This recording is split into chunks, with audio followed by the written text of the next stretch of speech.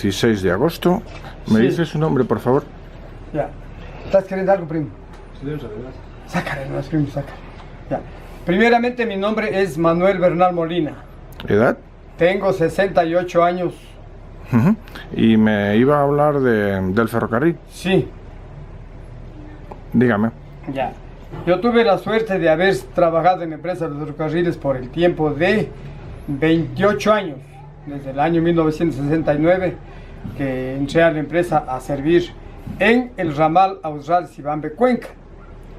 Pero un tiempo sí trabajé también en el Ferro Sur, que le llamábamos nosotros, de Sibambe a Huigra. También trabajé un tiempo de Sibambe a Huigra.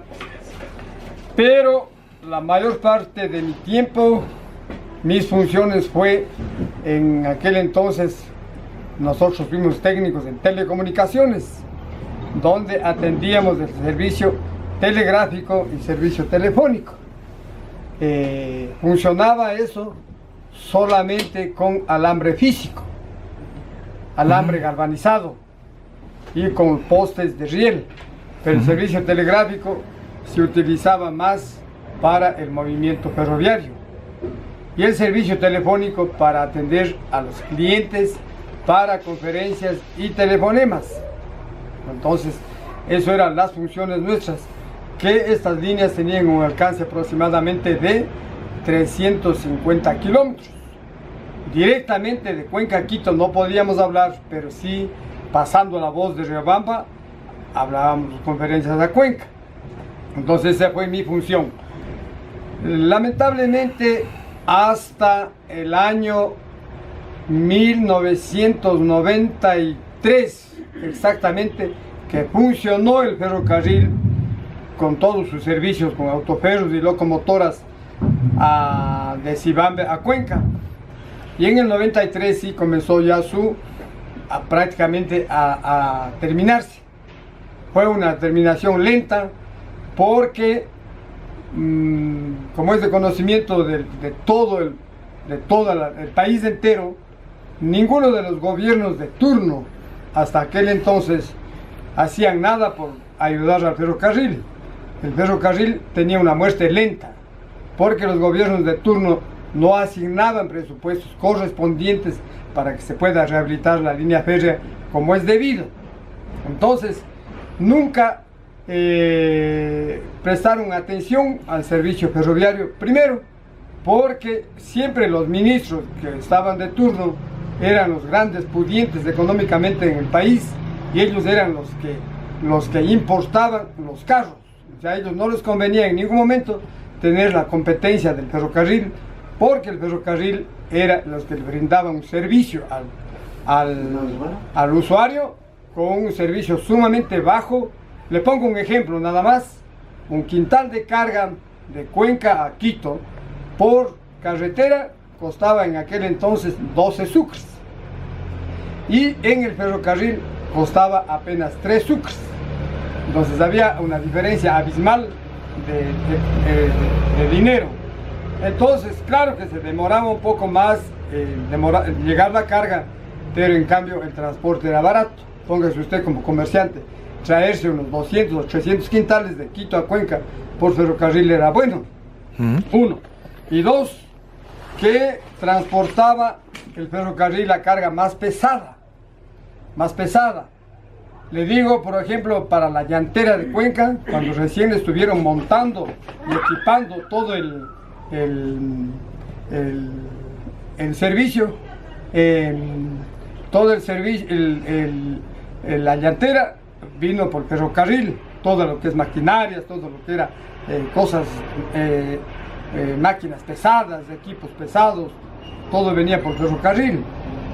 De igual manera, cuando armaron la Cemento Huapán, de igual manera vino por el ferrocarril todas las máquinas, todo lo que necesitaba para armar la fábrica Huapán, que inclusive querían ellos hacer de Azogues un ramal hasta la fábrica donde hoy funciona.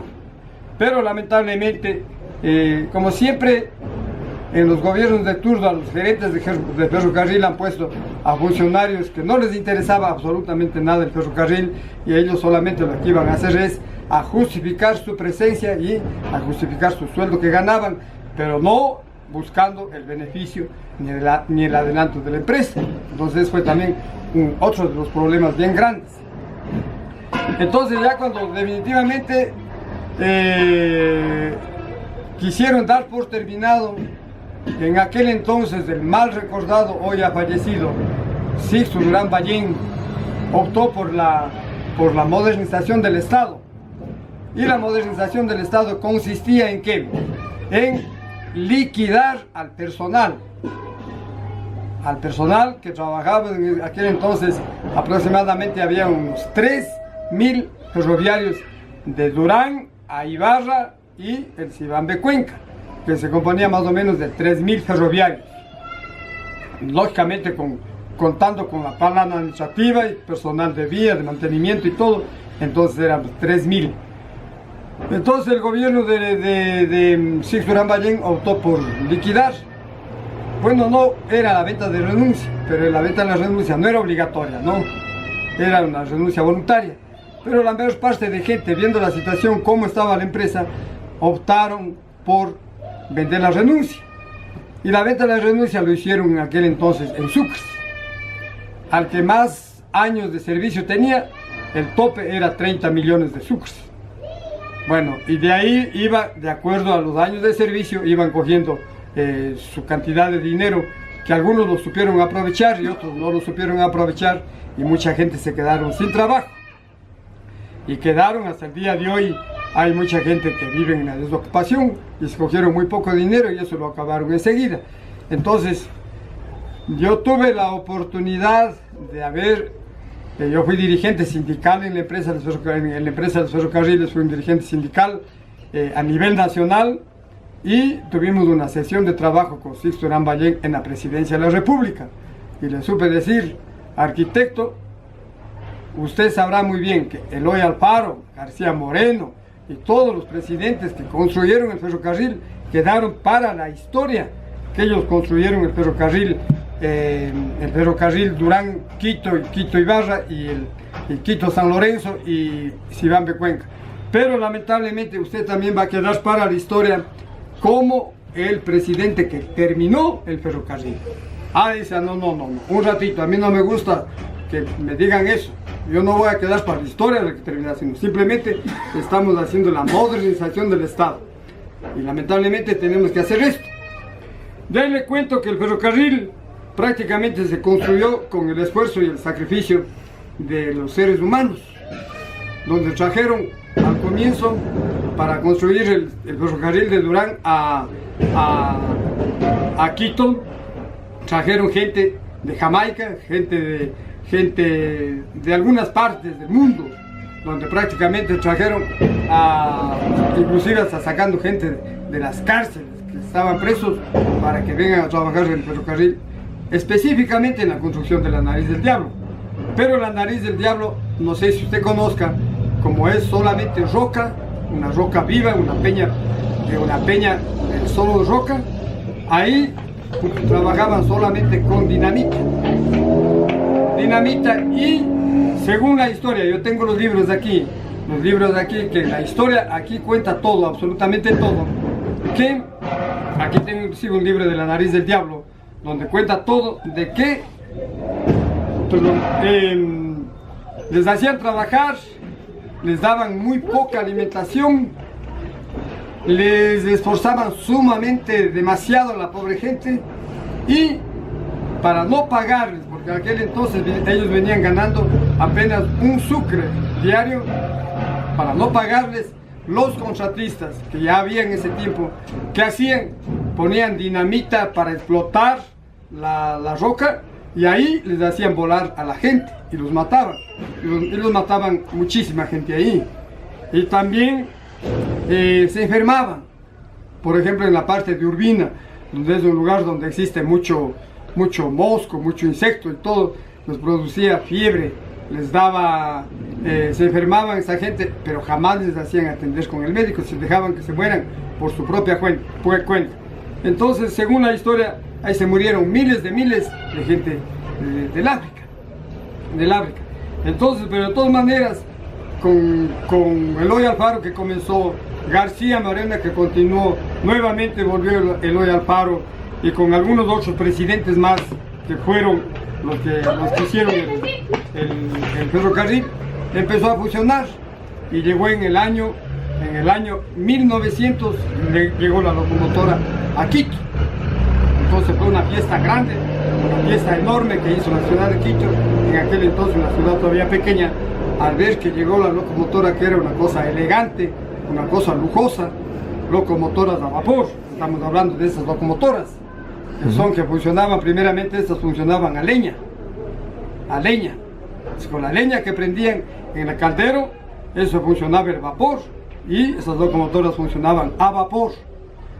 Tenían esta parte que se llaman los truques, entonces todo eso, los colipatos y todo funcionaban solamente a vapor. Y como eran locomotoras nuevas, arrastraban en la parte plana hasta 10-12 vagones. Pero ya en la gradiente que estamos hablando de Huigra hacia arriba, ya iban solamente 4 vagones, pero cada vagón cargaba siquiera sus 500 quintales. Entonces, estas locomotoras tienen hasta ahora algunas que están funcionando, pero les hicieron una readecuación. Como ya no funcionan a petróleo, porque después ya pasaron a funcionar a petróleo, ahora les cambiaron, les hicieron un nuevo sistema y funcionan a diésel. Pero lamentablemente funcionan a diésel, pero no tienen fuerza. Las locomotoras, para salir ahorita de Durán a Bucay, tienen que salir empujada o alada por unas locomotoras a diésel que vinieron exactamente, que trajeron en el tiempo de Rodrigo Borja, llegaron 8 locomotoras a diésel eléctricas. Entonces esas son las que les repararon y esas sí tienen fuerza. Entonces esas les arrastran a estas para que dar una imagen que el ferrocarril está funcionando elegantemente, pero no es así. Esas funcionan arrastradas porque no tienen fuerza, prácticamente ni vacías, mucho peor arrastrando unos 2 o 3 coches con pasajeros. Entonces esa es la situación del ferrocarril que en el tiempo de que ya asume la presidencia de la República el economista Rafael Correa, como él fue descendiente de Eloy Alfaro, entonces él tomó nuevamente las riendas y dice: vamos a rehabilitar el ferrocarril en su totalidad. Él mencionó al comienzo que vamos a rehabilitar todo el ferrocarril, todos los ramales y todo, pero lamentablemente el Cibambe Cuenca no lo tomaron en cuenta, pese a que nosotros como ex ferroviarios, nosotros tenemos una asociación que se llama la Hermandad de Ferroviarios Jubilados, que su sede es en Quito, y también tiene sus comités locales en diferentes partes del país, y yo soy uno de los dirigentes de ahí. Entonces hemos conversado así de persona a persona en aquel entonces con el presidente de la República, y decimos cuándo le toca al Austro, si ya están haciendo de Durán hasta Quito, y cuándo le toca al Austro. Entonces él decía: vamos a hacer por etapas, primero la etapa Durán-Quito y después vamos a hacer la etapa de Ibarra a San Lorenzo. Pero acá lamentablemente no lo hicieron. Hicieron apenas desde el corto tramo, que no sé si usted haya visto, del Tambo al Baños del Inca, que son apenas 2,5 kilómetros, que no funcionan, que también está dañado por el querimpostismo de los funcionarios de la empresa de ferrocarriles. Entonces es lamentablemente la situación del ferrocarril, que aquí en el Austro, por ejemplo, acá a la estación del Tambo, el ferrocarril se estima, según la historia aproximadamente, que llegó en el año 1935 más o menos, acá a la estación del Tambo. Y a la estación de Cuenca llegó en el año 1965, porque un buen tiempo estaba la terminal en Azogues. De Azogues a Cuenca duró aproximadamente unos 3 años de construir.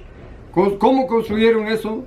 Trayendo personal, cogiendo 2 de cada cuadrilla de Durán a Quito, y de aquí de Cibambe Cuenca hicieron una cuadrilla grande y lo hicieron el ramal desde Azogues a Cuenca. Y en Cuenca llegaron en el año 1965, cuando en aquel entonces el alcalde de Cuenca era un coronel Estrella, por eso se llama, la estación de Gapal se llama Coronel Estrella. Entonces, ese ha sido el servicio ferroviario que se ha dado en sus buenos tiempos, un muy buen servicio. Cabe destacar también esta situación, como siempre ha existido y existirá eso, es lo más sin remedio, la corrupción. La corrupción es una gran verdad también, que en la empresa del ferrocarril también había una grande corrupción. Hablemos de los empleados, en Durán por ejemplo.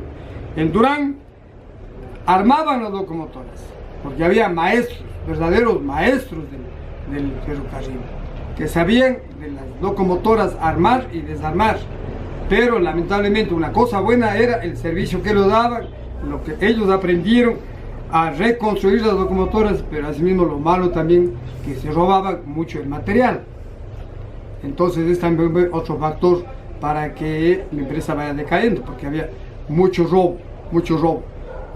Hablemos de los tripulantes, habían los tripulantes que también, como siempre usted sabe, también se llevaban la plata, los motoristas, los ayudantes, los conductores y todos ellos.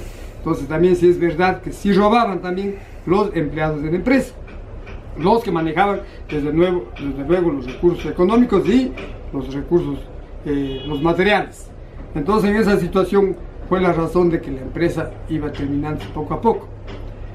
Y ahora, para conclusión, Rafael Correa hizo la rehabilitación e invirtió aproximadamente 800 millones de dólares. 800 millones de dólares que invirtió en rehabilitar el ferrocarril de Durán-Quito, un tramo de Otavalo a Ibarra